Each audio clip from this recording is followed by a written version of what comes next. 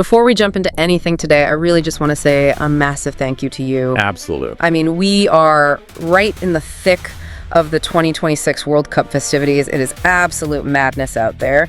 And the fact that you are still faithfully tuning into our deep dive for the latest transfer news, well, we are just immensely grateful. It really is incredible. The whole globe is focused on the tournament, but the transfer market definitely never sleeps. The back channels are just vibrating right now. Yeah, they really are. So if you love making sense of this beautiful chaos as much as we do, please do us a huge favor. Hit that like button, share this with your friends, and subscribe to support the show. Yeah, you won't want to miss what we've got today. Because today's mission is an absolute monster. We have a stack of 27 distinct transfer market updates, managerial shakeups, and, some really intense contract negotiations. And our goal is to unpack all of it. And looking at the sources we have, there's a very clear narrative here. It's a landscape defined by record-breaking fees, these wildly strategic youth investments, and a managerial carousel that, honestly, it reflects some deep anxiety among club owners. Right. Okay, let's unpack this money first, because the sheer volume of cash moving around right now, it basically sets the stage for everything else. I mean, we have to talk about Nottingham Forest. Oh, the Anderson situation. Exactly. They are holding out to break the British transfer record for Elliot Anderson, which, for context, is currently £125 million. That's Alexander Isak's record. All right. And Forest is holding firm, even after Manchester City literally threw a £120 million bid on the table, including add-ons. They looked at $120 million and just said, no thank you. I can't even fathom it. I mean, are these players genuinely worth these astronomical fees, or has the baseline for, talent just permanently shifted? Well, it's the latter. But it's driven by this very specific economic mechanism called the benchmark effect. Okay, what does that mean? What's fascinating here is that a transfer fee, it isn't really about the player's intrinsic value anymore. It's a weaponized comparative metric. A weaponized metric. Exactly. When Isak went for that 125 million benchmark, it did just set a record. It artificially inflated the valuation of literally every subsequent player across the top European leagues. So it's literally just a domino effect then? Completely. Yeah. I mean, if you're the sporting director at Nottingham Forest, you sit across from Manchester City, you point to the Isak deal, and you say, look, if Isak is the floor, Anderson is our most vital asset. Right. We mathematically cannot accept less without looking foolish. One single record creates a new floor. Everyone else feels the shockwave. Like RB Leipzig, they just flat out rejected a €100 million bid from Liverpool for Yan Diomande. They want at least 120 million. It's insane. Yeah. Meanwhile, Tottenham Hotspur is hunting West Ham's Mateus Fernandes. And West Ham casually slapped an £80 million price tag on him. Which is wild. Right. And that hasn't stopped Spurs, by the way. They are also maintaining their interest in Sandro Tonali. Because that 80 million floor has been normalized. Exactly. And you see it everywhere. Brighton renewed their offer for Tottenham's Luka Vuskovic. It's a £42 million package plus $3 million in add-ons. And they're buying him to replace Van Heck, who ironically just moved to Spurs. Yeah. It's just musical chairs with millions of pounds. And in Italy, Inter Milan just agreed to a deal with Atalanta for right back Marco Palestra. 45 million euros guaranteed plus 5 million in add-ons. The money just circulates back and forth, but every time it changes hands, the premium goes up. Right. So if buying new talent is that expensive, if the front door costs 120 million, what do clubs do? They lock down what they have. Exactly. And here's where it gets really interesting. Manchester City just secured Jeremy Doku on a massive extension until June 2031. 2031. I mean, imagine signing a contract today that dictates where you'll be working in 7 years. Are these ultra-long contracts just the ultimate defensive strategy against this crazy market? Well, it sounds reckless on the surface, right? A 7-year deal for a winger who relies on pace. Totally. What if he drops out of form? Right. But it actually makes sense when you look at the accounting books. It's a mechanism called amortization. Amortization. Okay, break that down for me. If we connect this to the bigger picture, extending Doku to 2031 isn't just about keeping him in a City's shirt. It's a financial loophole. How so? Say a club buys a player for $70 million. On a 4-year contract, the books show an expense of $17.5 million a year. But if you stretch that to a 7-year contract... Oh, the annual cost drops. Exactly. It drops to just $10 million a year on the books. It bypasses the profit and sustainability rules. Wow. So it artificially lowers their yearly expenses while hoarding the talent. Precisely. And Barcelona is doing the exact same thing. They just extended defender Andreas Christensen's contract until June 2028.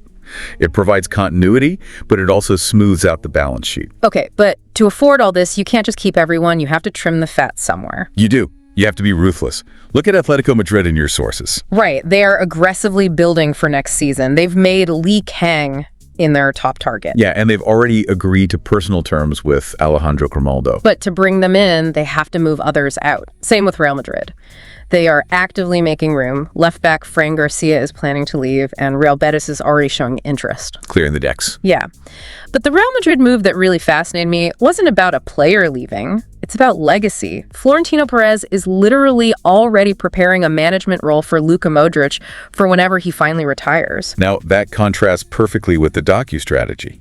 You have the on-pitch strategy of long contracts, and then you have this off-pitch institutional legacy building. Keeping a brain like Modrić inside your building is arguably just as valuable as signing a £100 million midfielder. It's all about stability. Yeah. But look, you can assemble all the expensive players, sign long contracts, keep your legends upstairs, but all of that is utterly useless without the right architect on the touchline. The manager. Exactly. Which brings us to the managerial chaos. We have 8 different managers shuffling in our sources right now. So what does this all mean for the managerial landscape?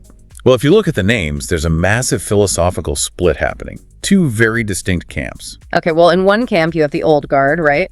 Roberto Mancini is leaving his post at Al Sadd, sparking rumors of a sensational return to the Italy national team. Right, a proven veteran. And domestically, too.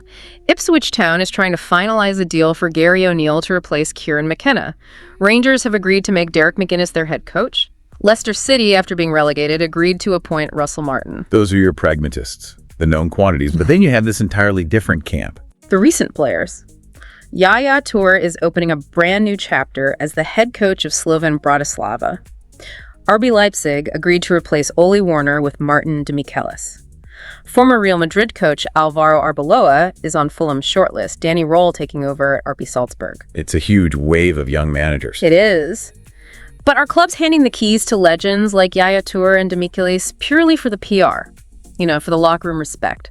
Or is there a genuine tactical evolution happening here? What's fascinating here is that it is absolutely not PR. It's about modern dressing room dynamics and the hyper-evolution of tactics. Really? Yeah. I mean, when Italy looks at Mancini, they're buying defensive solidity for a knockout tournament. But club football's different. Leipzig gambling on Demichelis, that is an investment in cutting-edge theory. Because he played during the modern tactical boom. Exactly. These guys retired recently. They speak the same language as the 22-year-old superstars. They view the pitch like a chessboard. It's a calculated risk to find the next great tactical mind. Finding the next big thing, which is the perfect bridge to what is happening with player scouting. Because if you can't afford the $125 million for an Elliot Anderson, you better find the guy who's going to be him in 5 years. And to do that, clubs are leaving Europe entirely. It's like tech venture capitalism. I mean, investing seed money into 10 startups in Ecuador and Brazil, hoping just one becomes a unicorn. If we connect this to the bigger picture, they've perfected this arbitrage model. It's staggering. Look at Barcelona. They agreed to a loan deal for 18-year-old Ecuadorian talent Josué Caicedo from LDU Quito. The buy option is just 2.5 million euros. Compare 2.5 million to the 120 million Leipzig wanted for Diomande. It's basically nothing. And Benfica secured 17-year-old Brazilian defender Gabriel Indio from Athletic Club Brazil for 4.2 million. Como officially signed Kaique from Cruzeiro for 14 million euros. They're grabbing them before the price explodes. Right. And domestically, Arsenal launched an official bid for Leicester City's youngster Jeremy Monga. The player is keen on the move. But this next one genuinely stopped me in my tracks. The Inter Miami deal. Yes. Inter Miami successfully hijacked another Ecuadorian prospect, Fricio Caicedo, right out from under Royal Antwerp. How does an MLS club have the pull to hijack a European deal for a South American prodigy? It represents a massive paradigm shift. Historically, a kid goes from South America to a European stepping stone like Antwerp or Benfica, and then gets sold to a mega club. Right, the traditional pipeline. But MLS is disrupting that. They are bypassing the European middleman entirely. But why would an 18-year-old choose Miami over the Champions League dream? Because Miami offers competitive wages, incredible facilities, a South American cultural hub, and of course the Messi factor. They aren't just selling a league, they're selling a highly visible lifestyle platform. Wow. It really is beautiful symmetry, though. As these 17-year-olds like Indio and the Caicedos start their journeys, established veterans are negotiating the twilight of their careers in these exact same emerging markets. The final chapters used to be so predictable. Not anymore. Robert Lewandowski is in ongoing negotiations with MLS side Chicago Fire. His agent, Pini Zahavi, is pushing for a 2 to 3 year contract. And former Man City player Bersant Salina is leaving AIK to join Saudi club Al Ettifaq on a 3-year deal. It's a completely new landscape. It feels like tectonic plates are shifting. Are these just lucrative retirement plans? Or are agents like Pini Zahavi genuinely altering the traditional career arc of a superstar? Oh, they are absolutely altering the arc. The leverage someone like Zahavi wields is immense. Because you have to ask, what are they actually selling? Right, what did they sell? It's not just goals anymore. The aggressive expansion of leagues like MLS and the Saudi Pro League changed the math. They are selling the brand. They are selling television subscriptions and international legitimacy. Ah, so Chicago Fire is paying for the Lewandowski name on the marquee. Exactly. And because these emerging leagues can pay premium rates for brand recognition, it forces European clubs to rethink their wage structures for aging players. They just can't compete financially. Man. So looking at this massive web we've decoded today, Nottingham Forest demanding record fees causes inflation. That forces Man City to lock down Doku until 2031. Yeah. And because the top is so expensive, Barca gambles on cheap youth in Ecuador only for Inter Miami to hijack the pipeline. All while Lewandowski looks at Chicago because emerging leagues are buying brands. It is all connected in this incredibly complex ecosystem. Every transfer is a reaction to a pressure point somewhere else. It really is. And I think that is the perfect place to wrap up our deep dive today. Before we officially sign off, I just want to say thank you once again to you, the listener. Yes, thank you for sticking with us. You tuned in. You listened all the way to the end, right in the middle of the World Cup chaos. We truly appreciate your support. And as you get back to watching the matches, I want to leave you with one final thought to mull over. Okay, let's hear it. With the rise of these multi-club ownership models, these contracts stretching into the next decade, and emerging global leagues hoarding veteran talent, will the romantic idea of a player spending their absolute peak years at a single European club soon be completely extinct? Wow, a completely extinct concept. It's definitely something to think about as the market keeps evolving. Thank you all for joining us on this deep dive. Don't forget to like, share, and subscribe, and we will see you next time.